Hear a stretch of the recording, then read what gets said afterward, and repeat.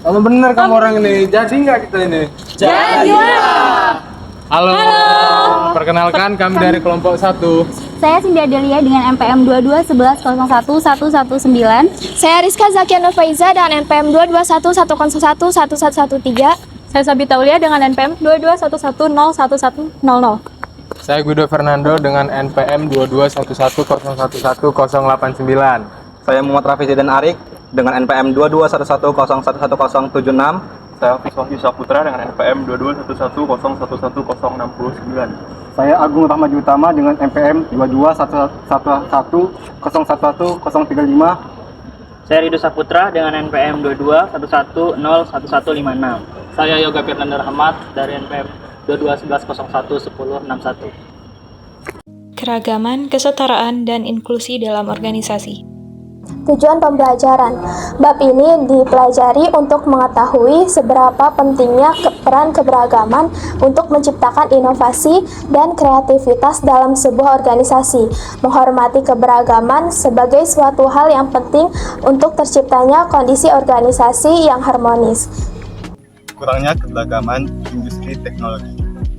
Industri teknologi masih menghadapi tantangan dalam keberagaman dan inklusi. Kemajuan terjadi, namun keberagaman etnis dan usia masih rendah. Kurangnya inklusi dapat mempengaruhi produk dan layanan. Penelitian terus dilakukan untuk mencapai keberagaman dan inklusi yang lebih baik. Memahami keragaman. Yang pertama yaitu tingkat keanekaragaman. Tingkat keanekaragaman mengacu pada karakteristik heterogen yang membentuk organisasi, kelompok kerja, dan tim. Biasanya, keragaman diartikan sebagai keragaman tingkat permukaan, seperti jenis kelamin, usia, dan ras. Namun, karakteristik yang lebih dalam, seperti kepribadian dan nilai-nilai, lebih penting dalam menciptakan keragaman yang bermakna. Kedua, karakteristik biografis. Karakteristik biografis, seperti usia, identitas gender, ras, dan etnis, adalah perbedaan yang jelas pada karyawan. Keragaman tingkat permukaan ini sering mendasari diskriminasi dengan ras dan etnis menjadi perhatian utama. Prasangka dan diskriminasi dalam organisasi. Prasangka adalah sikap yang mewakili perasaan umum seseorang terhadap suatu kelompok atau anggota yang menjaga hierarki antara kelompok yang satu dengan kelompok yang lain. Bias implisit mengacu pada prasangka yang mungkin tersembunyi di luar kesadaran seseorang. Gagasan ini mempunyai dampak besar terhadap pemahaman dunia mengenai prasangka baik di dalam maupun di luar organisasi. Diskriminasi, dampak berbeda, dan perlakuan. Diskriminasi itu sendiri adalah tindakan atau perilaku yang membuat atau memperkuat beberapa kelompok atas keunggulan kelompok lain dan anggota mereka. Dampak berbeda terjadi ketika praktik tenaga kerjaan berdampak diskriminatif terhadap kelompok yang dilindungi secara hukum. Diskriminasi halus di tempat kerja biasanya dapat berupa penghinaan kecil, berupa kekasaran atau mikroinvalidasi, yaitu bahasa yang mengecualikan, meniadakan pikiran, dan lain-lain. Baik secara terang-terangan ataupun terselubung, disengaja atau tidak, diskriminasi adalah salah satu faktor utama yang menghambat keberagaman.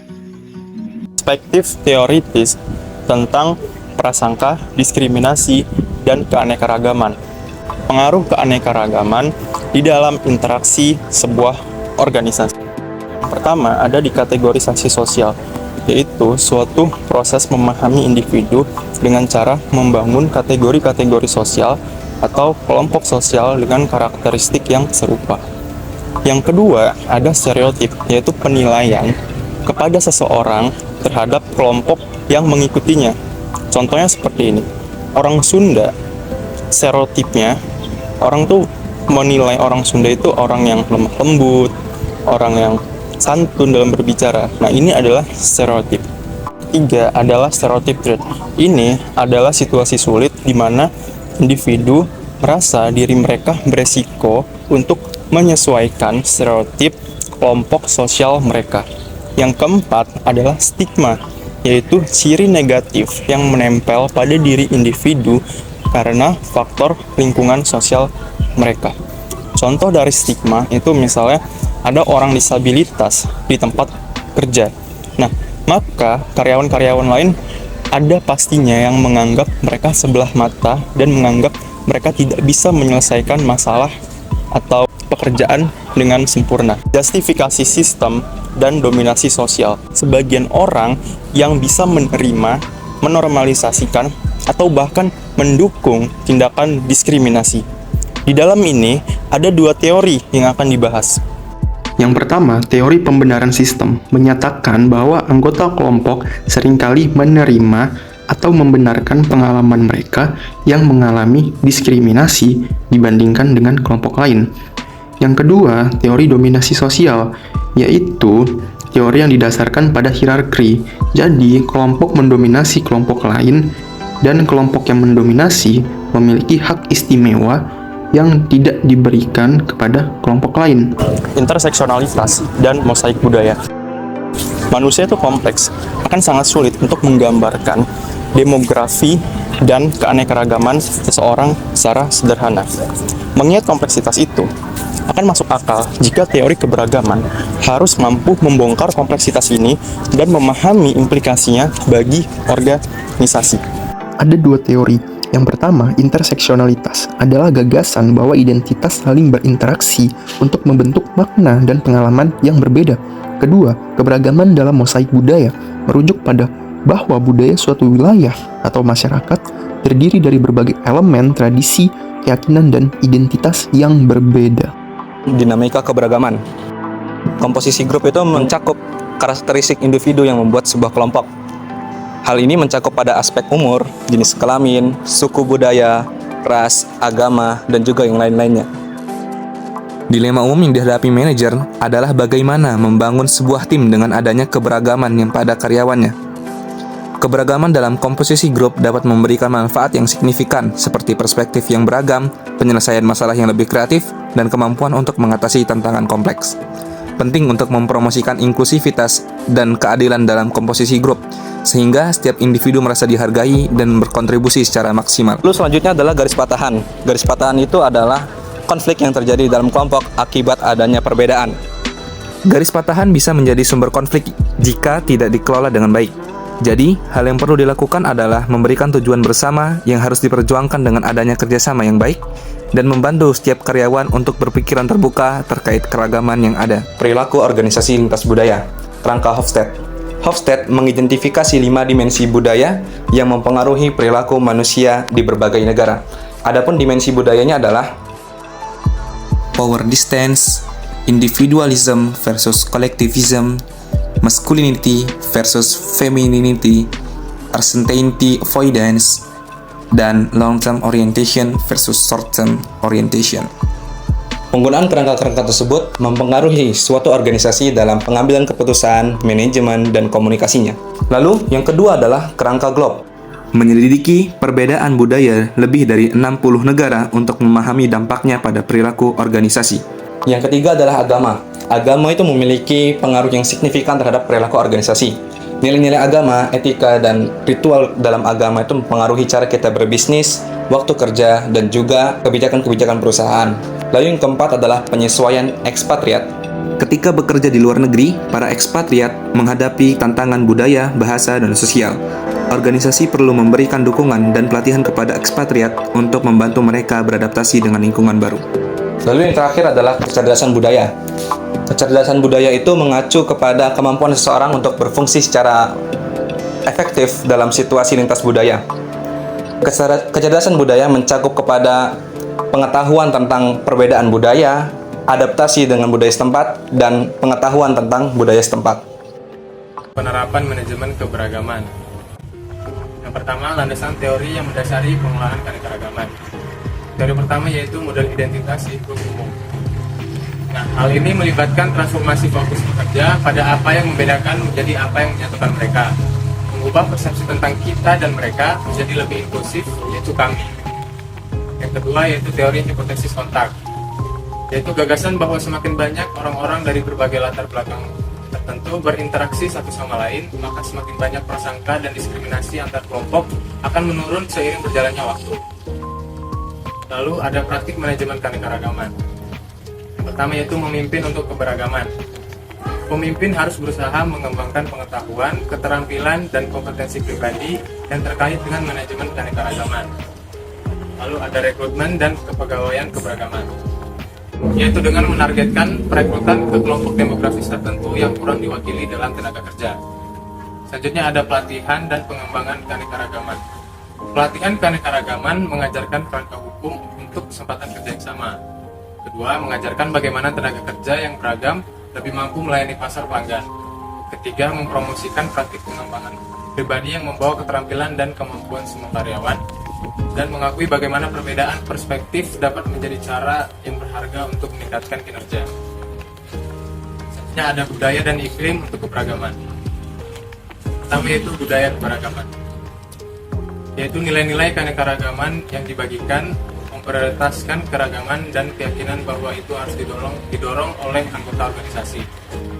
Selanjutnya ada iklim keanekaragaman, yaitu persepsi umum tentang kebijakan, praktik, dan prosedur yang meningkatkan keberagaman di antara anggota organisasi. Terakhir ada tantangan pengelolaan keberagaman. Yang pertama yaitu tantangan untuk menunjukkan komitmen terhadap keberagaman dan bukan melakukan karena alasan kepentingan sendiri. Lalu yang kedua ada banyak pemimpin dan manajer yang setengah hati berkomitmen pada keberagaman. Yang ketiga, manajemen keberagaman dapat menyebabkan efek paradoks. Selanjutnya ada konteks lingkungan sekitar, peristiwa besar, dan bahkan keragaman budaya dan iklim di seluruh dunia dapat berpengaruh terhadap keberhasilan pengelolaan keanekaragaman. Dari semua materi yang sudah dijelaskan tadi, kita dapat menyimpulkan bahwa keberagaman di dalam organisasi bukanlah sebuah hambatan, melainkan sebuah potensi di mana dengan adanya keberagaman akan banyak keterampilan, ide dalam pemecahan masalah, serta perspektif yang baru. Hal ini akan sangat bermanfaat bagi organisasi untuk terus menciptakan sesuatu yang inovasi dan sesuatu yang kreativitas. Dengan menghormati keberagaman, tempat kerja dapat menjadi tempat di mana individu merasa dihargai, memberikan kontribusi, serta menghasilkan hasil yang kolektif. Sikap kerja. Yang diharapkan dari mempelajari bab ini adalah yang pertama, bisa membandingkan antara ketiga komponen sikap, yaitu sikap kognitif, afektif, dan perilaku. Yang kedua, mengetahui hubungan antara sikap dan perilaku. Yang ketiga, mengetahui sikap kerja. Yang keempat, dapat mengidentifikasi dua pendekatan untuk mengukur kepuasan kerja. Yang kelima, mengetahui penyebab kepuasan kerja. Yang keenam, mengetahui hasil kepuasan kerja. Dan yang ketujuh, mengetahui penyebab ketidakpuasan kerja. Sikap. Sikap adalah penilaian atau pernyataan evaluatif yang menguntungkan atau tidak menguntungkan tentang objek, orang, atau peristiwa. Terdapat 3 komponen pembentuk sikap, yaitu komponen kognitif, komponen afektif, dan komponen perilaku. Komponen kognitif adalah segmen pendapat, opini, atau keyakinan dari sikap. Komponen afektif adalah segmen emosional atau perasaan dari sikap. Dan komponen perilaku adalah niat untuk berperilaku dalam cara tertentu terhadap seseorang atau sesuatu. Misalnya, Ariska bekerja di suatu perusahaan, kemudian ia merasa gajinya rendah. Ariska marah karena gajinya terlalu rendah. Lalu, dia akan mencari pekerjaan lain yang gajinya lebih tinggi. Hubungan antara sikap dan perilaku. Leon Festinger mengemukakan teori kognitif dissonance atau ketidaksesuaian kognitif. Teori ini berusaha menjelaskan hubungan antara perilaku dan sikap. Ketidaksesuaian kognitif atau ketidakkonsistenan yang dirasakan oleh seseorang antara perilaku dan sikap. Festinger berpendapat bahwa ketidakkonsistenan apapun tidaklah menyenangkan dan bahwa individu akan berusaha mengurangi ketidaksesuaian dan ketidaknyamanan tersebut. Oleh karena itu, individu akan mencari keadaan yang stabil di mana hanya ada sedikit ketidaksesuaian. Misalnya, di perusahaan barunya, Ariska suka berinovasi, tetapi teman kerjanya tidak terlalu suka perubahan. Ariska akan berbicara dengan temannya dan mencoba meyakinkan tentang pentingnya inovasi, sehingga sikap dan tindakan temannya lebih sesuai dengan pandangan positif terhadap inovasi Ariska. Tidak ada individu yang dapat menghindari ketidaksesuaian atau disonansi. Keinginan untuk mengurangi ketidaksesuaian bergantung pada 3 faktor. Yang pertama, pentingnya unsur-unsur yang menciptakan ketidaksesuaian. Kedua, tingkat pengaruh yang kita yakini terhadap unsur-unsur tersebut. Dan ketiga, manfaat dari ketidaksesuaian. Seseorang lebih termotivasi untuk mengurangi ketidaksesuaian ketika sikapnya penting atau ketika mereka yakin bahwa ketidaksesuaian tersebut disebabkan oleh sesuatu yang bisa mereka kendalikan. Sikap kerja adalah serangkaian sikap yang membuat evaluasi positif atau negatif yang dipegang karyawan terhadap pekerjaannya. Terdapat 4 sikap kerja. Yang pertama, identifikasi organisasi. Sejauh mana karyawan dapat mendefinisikan diri mereka dengan karakteristik yang sama dengan organisasi. Misalnya, karyawan mendapat pemotongan gaji atau bonusnya yang dibatalkan saat bekerja. Karyawan merasa bahwa organisasi tidak menghargai gaji karyawan dengan baik, sehingga timbullah sikap negatif terhadap organisasi tersebut. Yang kedua, ada kepuasan kerja, yaitu perasaan positif terhadap pekerjaan yang dihasilkan dari evaluasi karakteristik pekerjaan tersebut. Yang ketiga, ada keterlibatan kerja, yaitu tingkat antusiasme karyawan terhadap pekerjaan mereka. Mereka menganggap bahwa kinerja mereka dapat menjadi penting bagi harga diri mereka. Yang keempat, yaitu komitmen organisasi. Komitmen ini dibagi menjadi 3. Yang pertama, komitmen afeksi. Ini berhubungan langsung dengan sikap karyawan untuk terus menekuni pekerjaan mereka. Yang kedua, ada komitmen normatif. Karyawan merasa ingin melanjutkan pekerjaan mereka karena adanya tekanan dari orang lain. Yang ketiga, ada komitmen berkelanjutan. Besarnya keinginan karyawan untuk melanjutkan pekerjaan karena tidak memperoleh pekerjaan lain. Gig ekonomi, yaitu sekumpulan pekerja yang bekerja secara paruh waktu. Sisi kerja ini bersifat temporer atau independen. Sebagai contoh, ada freelance, kontraktor independen, dan pekerja berbasis proyek. Sikap kerja di gig ekonomi dipengaruhi oleh beberapa faktor. Ada identifikasi pekerjaan, yang kedua karakteristik penugasan sementara, yang ketiga kerja gig itu sendiri.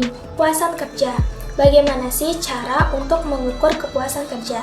Terdapat 2 metode untuk mengukur kepuasan kerja, yaitu peringkat global utama. Dengan menanggapi satu soal tentang pekerjaan, sehingga karyawan merespon apakah pekerjaan mereka sangat memuaskan atau bahkan sangat tidak memuaskan. Metode ini terlihat sangat sederhana dan tidak terlalu memakan waktu.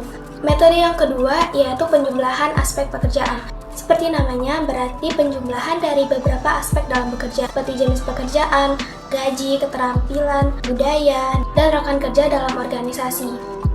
Kepuasan kerja dipengaruhi oleh 3 hal. Yang pertama, kondisi pekerjaan. Kondisi saling ketergantungan, umpan balik, dukungan sosial, dan interaksi dengan rekan kerja di luar tempat kerja sangat berpengaruh terhadap kepuasan kerja. Apabila lingkungan kerja buruk, akan berakibat pada ketidakpuasan kerja. Contohnya, jika karyawan mengalami diskriminasi, maka karyawan akan merasa tidak puas dan tidak nyaman dalam bekerja. Yang kedua, ada perbedaan kepribadian dan individu. Orang yang berkepribadian positif serta yang percaya dengan nilai batin serta kompetisi dasar mereka cenderung lebih puas dengan pekerjaan yang mereka lakukan dibandingkan dengan orang yang berkepribadian negatif.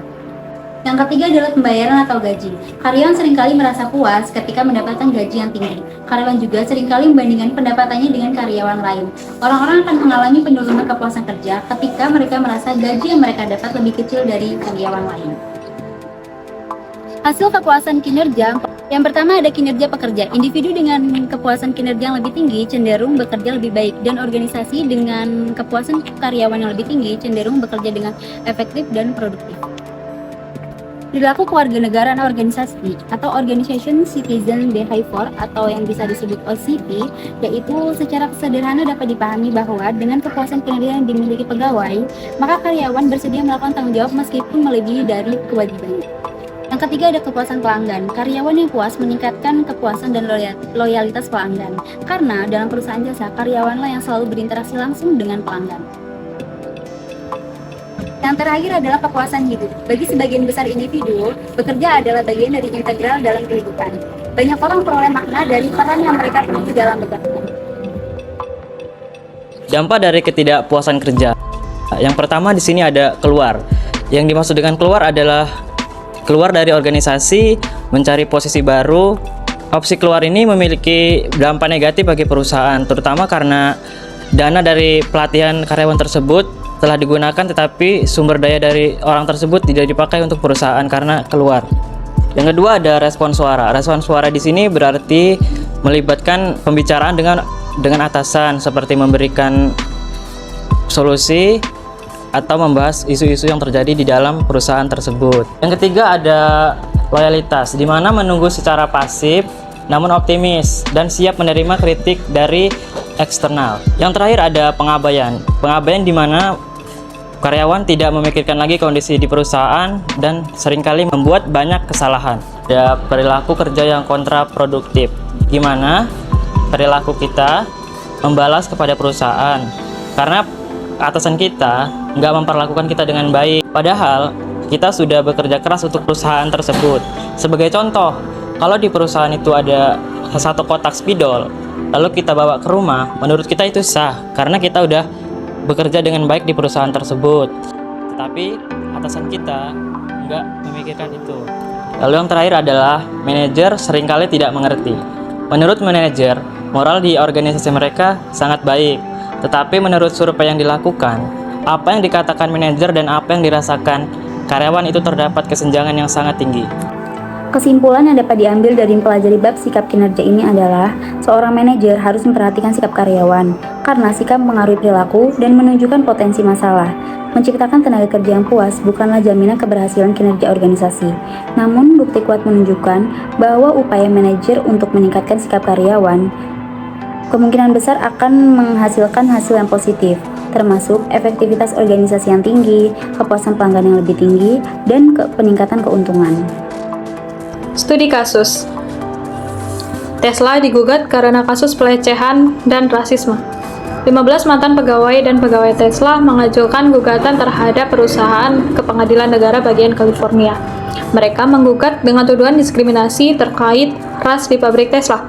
Beberapa karyawan mengaku sering dilecehkan oleh rekan kerja dan manajer dengan perkataan yang merendahkan orang kulit hitam dan diperlakukan tidak adil, seperti posisi yang paling berat secara fisik dan tidak mendapatkan promosi jabatan selama bekerja di Tesla. Untuk mengatasi kasus ini, Tesla mengaku telah mendisiplinkan dan memberhentikan karyawan yang melakukan pelanggaran, hinaan rasial, dan pelecehan, yaitu dengan cara meluncurkan program pelatihan tambahan yang memperkuat persyaratan Tesla bahwa semua karyawan harus memperlakukan satu sama lain dengan hormat. Tanggapan kami, keberagaman dapat menyebabkan efek paradoks, yaitu adanya tantangan atau konflik yang tidak diharapkan. Seperti yang terjadi pada kasus tersebut, tidak sepantasnya karyawan mendapatkan perlakuan diskriminasi dan pelecehan. Seharusnya, sesama rekan kerja, karyawan maupun manajer dapat saling menghormati perbedaan, berkomunikasi dengan baik, dan memahami serta berkomitmen bahwa keberagaman dapat membawa perspektif yang berharga bagi kesuksesan organisasi. Tindakan diskriminasi dan pelecehan tidak dapat dibiarkan. Upaya yang dilakukan Tesla untuk mengatasi kasus ini sudah tepat, yaitu dengan pelatihan keberagaman. Pelatihan akan meningkatkan kesadaran dan pemahaman tentang keberagaman. Selain pelatihan, menurut kami perlu juga untuk membuat kebijakan nol toleransi terhadap diskriminasi dan pelecehan, menyediakan saluran yang aman dan rahasia untuk karyawan melapor, melakukan audit secara berkala, dan memberikan kesempatan yang setara untuk semua karyawan. Pentingnya lingkungan kerja yang adil, nyaman, aman, dan saling menghormati dapat membentuk sikap kerja yang positif dan kepuasan kerja bagi karyawan maupun pelanggan.